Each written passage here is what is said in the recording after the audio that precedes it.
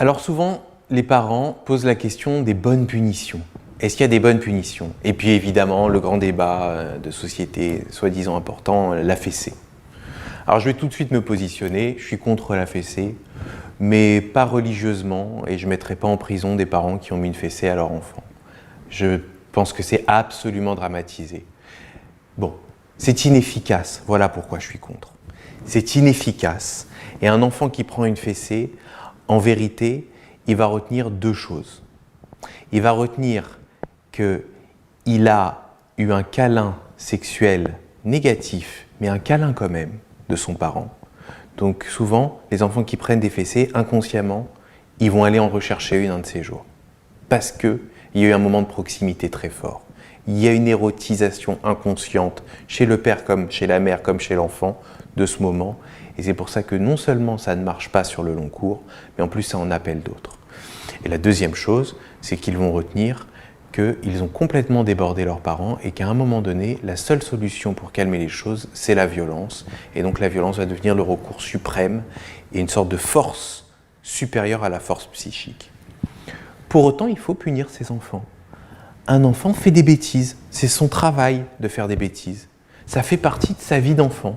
Les pédopsies, on est beaucoup plus inquiets pour les enfants qui ne font pas de bêtises que pour les enfants qui en font. Après, bien sûr, c'est la fréquence, l'intensité, la gravité des bêtises qui peuvent les faire passer, comme dit le docteur Smadja, du normal au pathologique. Mais les bêtises classiques sont un signe de bonne santé mentale des enfants. Et les parents, en bonne santé mentale, doivent pouvoir gronder, punir leurs enfants.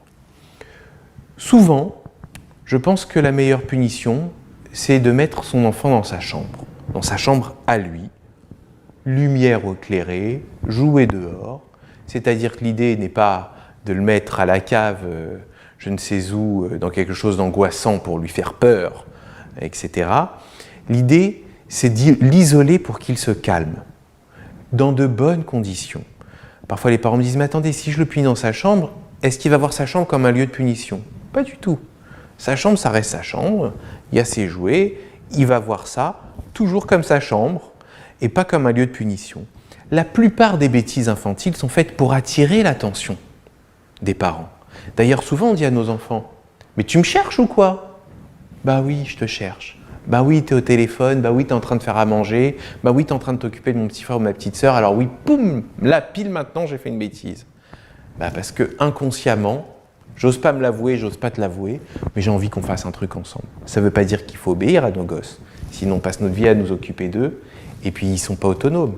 Donc, ils font leurs bêtises, on les envoie dans leur chambre, et donc ils vont avoir non pas l'excitation parentale, qui est une sorte de bénéfice. Ok, tu t'occupes pas de moi comme je voulais, mais tu t'occupes de moi à fond. Tu as lâché mon petit frère en me hurlant dessus, donc j'ai gagné sur lui.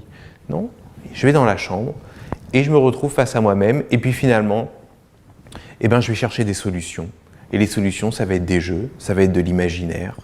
Et finalement, ça va me faire grandir psychiquement. Et je vais même commencer à préférer jouer seul que m'ennuyer et trouver comme solution d'aller emmerder le monde. Et donc ça, c'est un grand gain.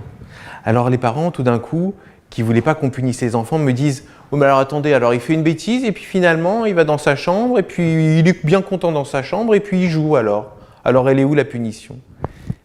La punition, en vérité, elle n'est pas là pour faire mal à l'enfant, elle est là pour l'éduquer, pour le faire grandir, pour le faire avancer.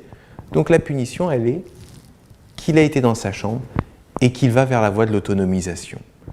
Et donc elle est parfaitement là et parfaitement efficace.